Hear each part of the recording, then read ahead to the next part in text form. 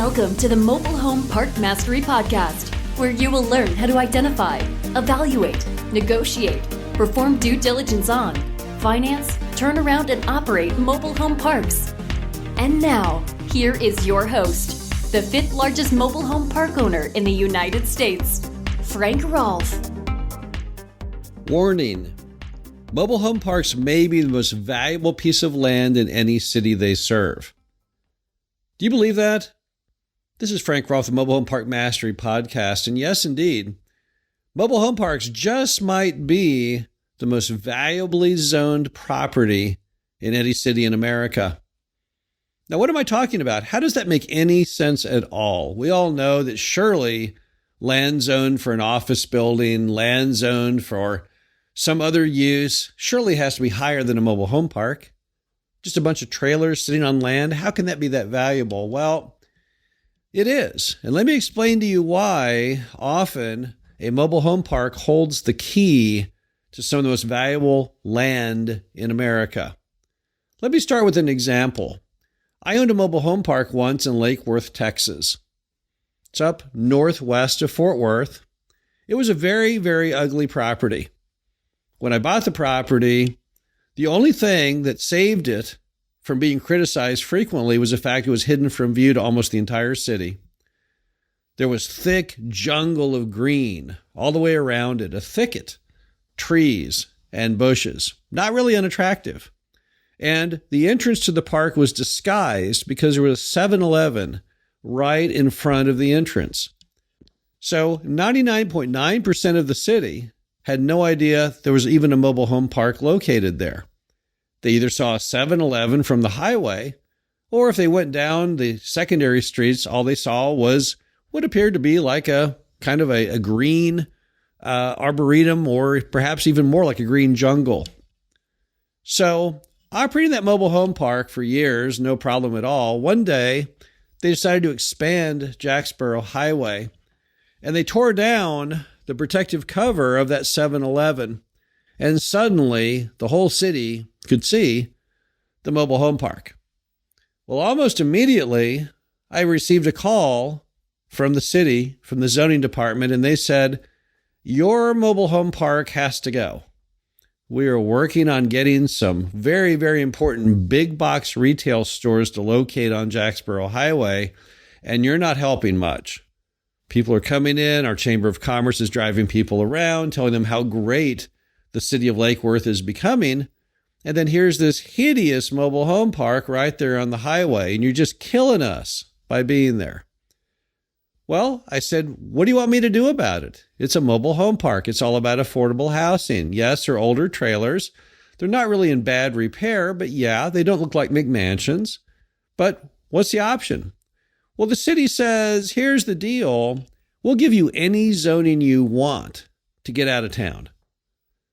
If you'll agree to demolish that mobile home park once the property is sold, we will zone it anything you want, and you can put it on the market with any broker you want, with the only understanding that is once it sells, the park gets demolished. So I thought about it. I asked people, what's the most valuable zoning in all of Lake Worth, Texas? And they said, oh, well, the most valuable zoning would be, it's like a RR regional retail zoning, and you'll be a corner on the highway, and that's where the value is. So I went back to the zoning department and said, well, someone told me the most valuable zoning I can get is this RR retail, but apparently you don't grant it very frequently. Oh, we'll give it to you. Okay, and what about the concepts of spot zoning because I'm in a residential? Oh, no, you can have it. Don't you worry. And that's exactly what happened. Lo and behold, just to get rid of the park, the city rezoned it. No questions. All the neighbors loved the idea. And I sold the park and the park was scrapped. Years later, I owned a mobile home park in Springfield, Missouri, right on Sunshine Highway. Those of you who go to Bass Pro Shop would like to know the trivia that Bass Pro Shop began on Sunshine Highway there in Springfield, Missouri. And in fact, it started in a gas station. A guy was selling bait and fishing rods out of a gas station, and that's where it all began. not too far from the park, in fact. Doesn't have a lot to do with the story, but kind of gives you a little flavor on Sunshine Highway. It was an old highway, but had suddenly new life in it. And it really turned the corner when they built a new super Walmart on Sunshine Highway. City was very excited about it. They even expanded the road there, traffic lights, all kinds of work. So they go ahead and they put in that super Walmart, and suddenly all these signs popped up. Land for sale. So I called one of them just to find out what my land on Sunshine Highway was worth. I wasn't near the Walmart. I was a couple miles down Sunshine Highway. But the very first broker I called and I asked, hey, what's the land going for per square foot? And he said to me, why do you want to know? And I said, because I've got that mobile home park on Sunshine, down the street. And he said, I did that mobile home park. I got someone who wants to buy your frontage. I said, what will you give me for it? I'll give you $5 a square foot. And again, this was about 20 years ago. That was a good price. So I said, why would you want to buy my land in front of the mobile home park? He said, oh, that's simple. You see, all this land I'm brokering all around the Walmart, these are giant farms and things where the minimum you can buy is acre upon acre. I got a Harley-Davidson superstore. He just wants to buy enough to build a superstore.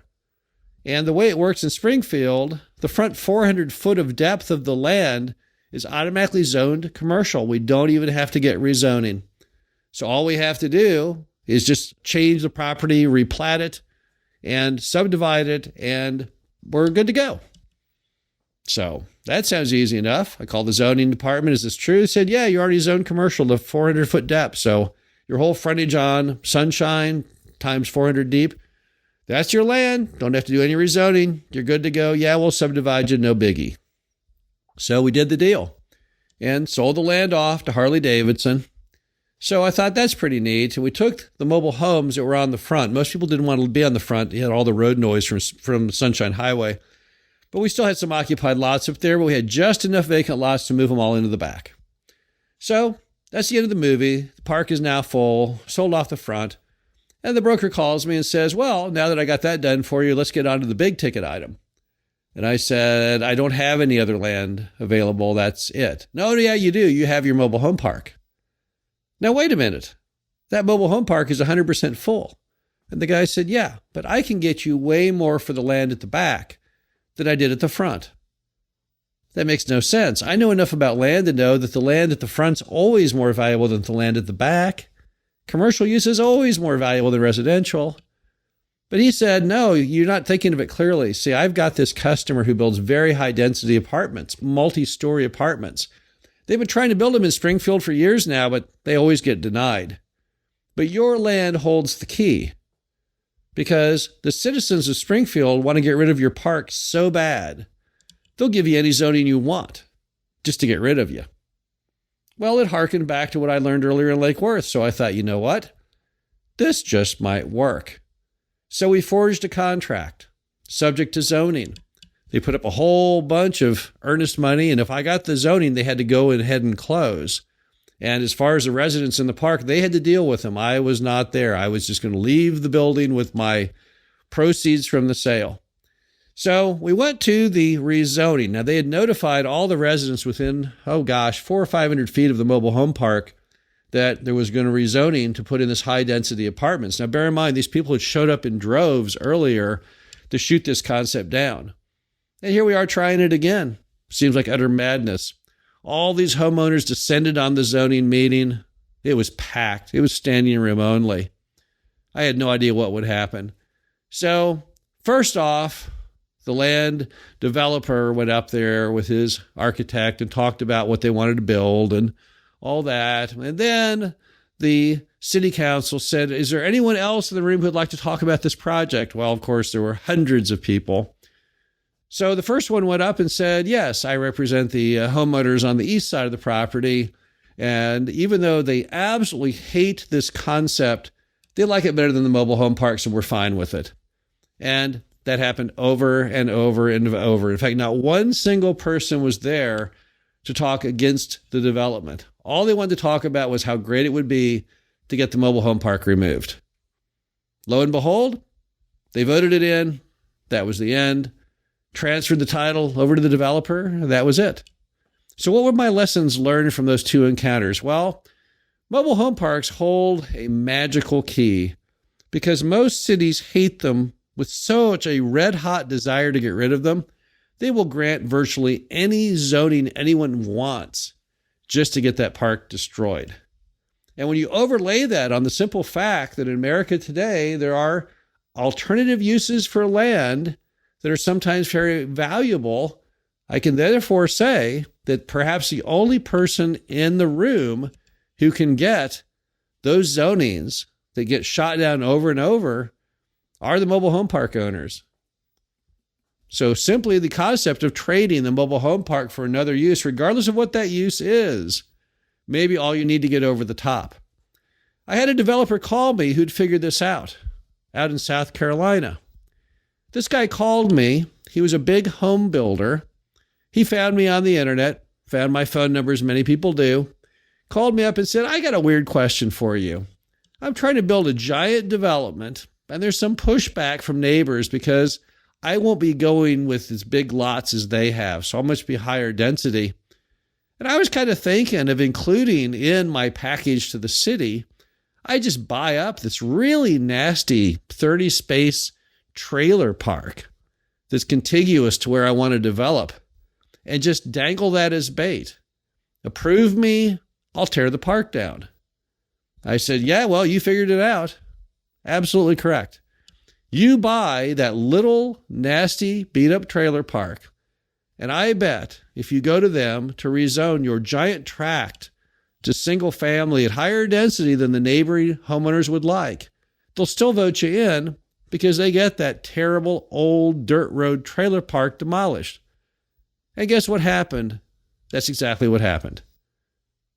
So the bottom line to all this is when people talk about mobile home parks and higher rents and all this kinds of stuff, and we talk about, well, we have alternative uses for the land, they're not thinking clearly because we don't just have the normal suspects as an ulterior use.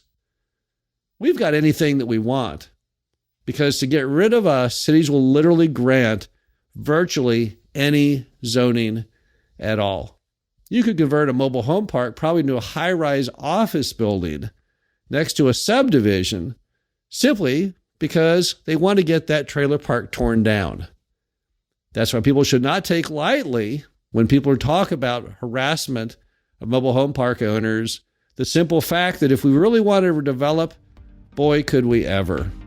This is Frank Rolfe, the Mobile Home Park Mastery Podcast. Hope you enjoyed this. Talk to you again soon.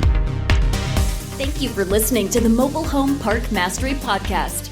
Be sure to visit us at mhpmastery.com to subscribe to the show, read our show transcriptions, and access all of our great information on mobile home park investing.